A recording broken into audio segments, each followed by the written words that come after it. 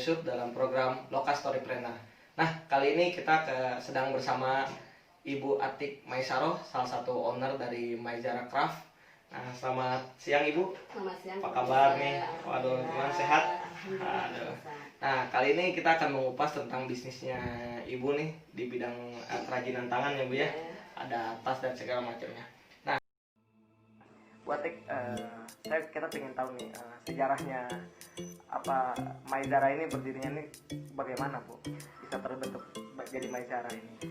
Ya, awalnya sih saya mendirikan Maizara ini tanpa kesengajaan ya, karena memang saya juga pada dasarnya saya suka mengotak-ngatik tuh barang-barang bekas. Awalnya kan ini dari bahan ini ya, bahan sisa kain konveksi, kalau dikenalnya itu kain perca gitu. Saya bikin kerajinan kayak tas gitu, dompet sama aksesoris. Tadinya sih hanya iseng-iseng aja gitu ya, karena saya hobi gitu. Tapi saya berpikir lagi, kalau misalnya hobi ini kenapa tidak bisa jadi menghasilkan gitu kan. Lantas kayak slogannya inilah, ada Pak Ridwan Kamil katanya, hobi yang menyenangkan itu hobi yang dibayar gitu. Betul, kan betul, ya. Nah, awalnya sih karena ketidakisengan itu, tapi saya coba untuk tawarkan dulu ke yang dekat, dan responnya itu lumayan ya. Dan dari situ saya mulai percaya diri. Saya akhirnya saya seriuskan ini, usaha ini saya seriuskan. Saya ikut berbagai macam ini kan, dulu ada waktu Bandung Great Sale itu kan, pertama kali itu saya ikut waktu di Istana Plaza. Ternyata responnya juga baik. Nah, dari situ mulai terbuka dari situ. Untuk modal awalnya berapa ya Bu biasanya? Kalau modal awalnya itu saya dulu tuh pakai gaji terakhir ya, waktu sebelum saya resign dari bekerja itu. Waktu dari situ saya semua investkan semua itu. Nah, untuk namanya membangun dalam sebuah bisnis ya Bu, pastilah kita ada kepikirannya, ide awal dan segala macamnya. Loh, kenapa sih Ibu mau tertarik ke dunia craft ini gitu? Nah, ini ide awalnya ini dari mana gitu Bu, sehingga Ibu tertarik ke dunia ini, dan berapa lama sih Ibu membangun bisnis ini gitu? Ide awalnya itu kan orang tua saya kebetulan dulu punya konveksi ya, dan saya lihat banyak kain perca itu berceceran gitu, dan tidak tahu hasilnya itu mau diapain gitu. Sisanya itu kan numpuk. Kalau dulu mah kan suka dibuang sampai dibakar gitu, bahkan yang berukuran masih layak pakai untuk jadi sebuah tas aja itu dibuang gitu kan sayang ya. Dan saya berpikir, ini kenapa ya, yang apalagi yang batik-batik kayak gitu, saya bikin kayak aksesoris bros gitu kan. Malah yang unik-unik itu kan, yang malah perca di modif-modif itu yang justru yang unik, yang malah menghasilkan, yang bisa bernilai ekonomis gitu ya. Dan akhirnya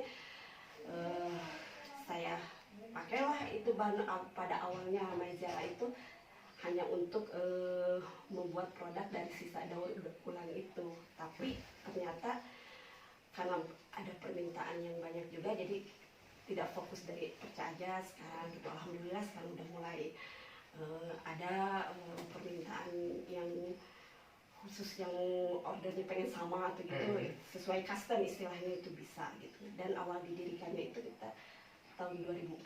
Berarti udah lumayan ya, juga ya Bu ya, hampir kurang lebih 6 tahun. 6 tahun ya. Wah. Nah gini Bu, yang namanya dalam sebuah bisnis juga itu kan pasti tidak terlepas dari yang namanya perizinan ya. Nah, perizinan ini biasanya salah satu kendala dari para UMKM di Indonesia. Nah, bagaimana nih dalam bisnis Ibu untuk dari segi perizinannya Bu? Ya, kalau pada awalnya kita hanya mengandalkan SKU aja ya kan, tapi karena pernah beberapa dari kementerian juga meminta kalau ada itu minta perizinan yang resmi itu dari dinas perizinan. Alhamdulillah sekarang saya sudah punya NIB dan IUMK. Hanya satu aja sih yang masih mengganjal, itu dari segi haki. Ya, dari haki saya sudah mengajukan, cuman sampai sekarang belum. Kalau resminya sih sudah ada sih memang, cuman untuk sertifikatnya sendiri belum diterima. Jadi intinya memang kendalanya di hak cipta ya. Kalau memang kalau di bidang craft itu rata-rata haki ya Bu ya. Haki, ya. Karena beda dengan makanan ya. Beda, Kalau di makanan kan banyak ya prosesnya. Iya. Oke, mungkin harapannya ya pada pemerintah salah satunya hakinya ya biar cepat.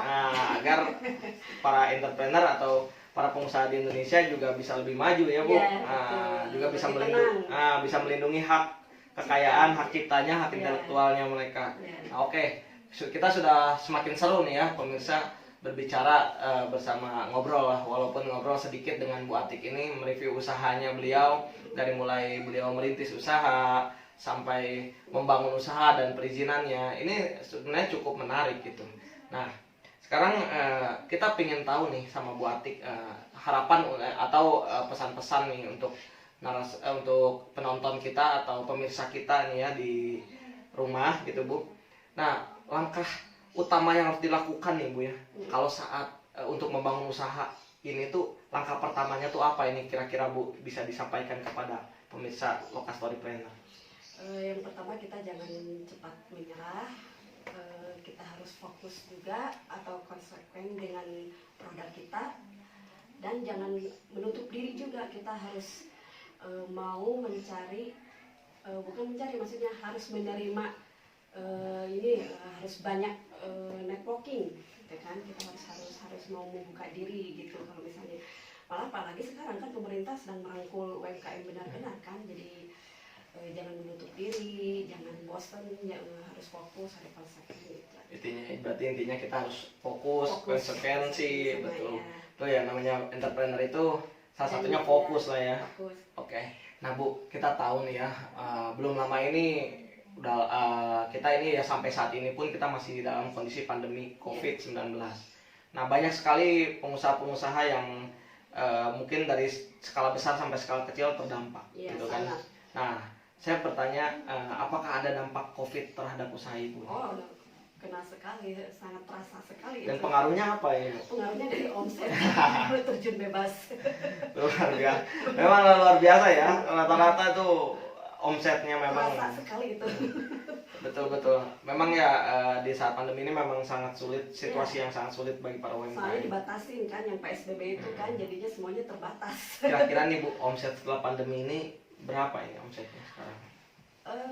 Kalau misalnya rata-ratanya paling ditotalkan ya 90%-nya itu udah hilang aja. Tinggal 10%.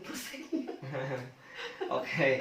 Nah, pasti ya namanya dalam membangun bisnis juga kan kita nggak selamanya ada suka, pastilah ada dukanya seperti saat ini. Nah, kita boleh disampaikan kepada para pemirsa Loka Storypreneur nih, kira-kira selama Ibu membangun usaha Maizara ini, apa sih suka dukanya nih Bu? Kalau ditanya dari suka dukanya sih banyakkan sukanya ya malah ya. Kalau sukanya itu kan kita produk kita dikenal lebih banyak orang lagi, apalagi kita lebih jadi tambah banyak teman kan, jadi kita tambah banyak ilmu juga kan. Makanya intinya jangan menutup diri lah itu. Kalau dukanya ya itu aja sih, dari segi perizinan yang hari itu kan kadang dari produk kita belum ada perlindungannya itu aja sih dukanya, sedikit lah. Saya. Oke, ini kita semakin menarik berbincang dengan Ibu Atik Maizara, owner dari Maizara. Nah, tapi sebelum kita lanjut, kita jangan lupa subscribe, like, and share channel Loka Storypreneur. Oke, Ibu nih, kita mungkin pertanyaannya sedikit lagi ya Ibu ya, pada Ibu nih, kepada ada nggak tips dan trik kepada para pemirsa Loka Storypreneur supaya membangun usaha ini tuh, atau ingin menjadi seperti Ibu ini, bagaimana sih jalannya gitu? Tipsnya apa sih, triknya apa dong gitu dalam bangun usaha ini gitu? Baik, kalau tips sama triknya simpel aja ya. Jangan bosan, jangan mudah menyerah, dalam kondisi apapun tetap aja semangat berkarya, itu aja. Jadi intinya tetap semangat berkarya ya. Iya. Betul, Dalam namanya. kondisi apapun itu Nah, aja. yang namanya seorang entrepreneur itu pastinya semangat mentalnya itu diuji ya Bu ya. Mental bajanya Nah, benar-benar. apalagi seorang entrepreneur Indonesia itu harus luar biasa dong, betul nggak? Betul. Nah, sekarang nih kita tahu ya, kayak namanya kita pengen menjual produk itu pastilah kita pengen tahu dong ngedapetin produknya Maizara itu di mana. Terus udah gitu harus menghubungi kemana nih Bu? Kira-kira boleh dipromosikan nggak kepada pemirsa Loka Storypreneur?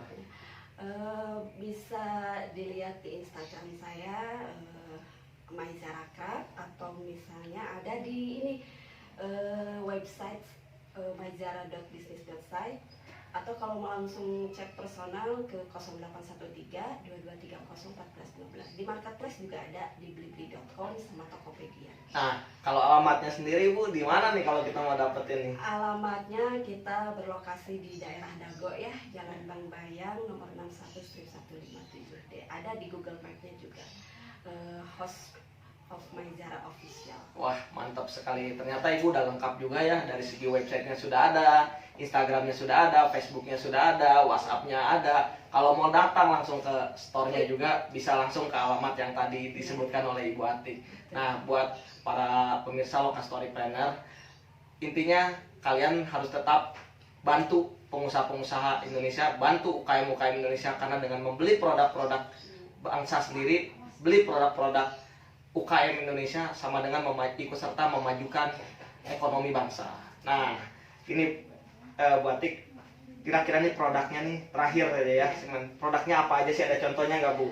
Kebetulan di sini ada salah satu contoh produknya kayak tas-tas dari bahan denim ini yang saya modifikasi dengan sulaman. Ini ya, sulaman dan perca ini ada. Terus untuk home decornya ada. Ini sarung bantal.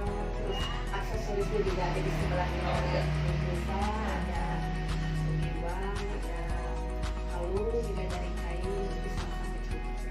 Bisa kasih juga. Nah, luar biasa sekali para pemirsa Loka Storypreneur. Mungkin kalau kalian ingin tahu lebih lengkapnya lagi seputar entrepreneur, terus saksikan terus channel Loka Storypreneur di channel YouTube kami. Mungkin sekian dari kami. Wassalamualaikum warahmatullahi wabarakatuh. Ya. Terima kasih Bu. Terima kasih.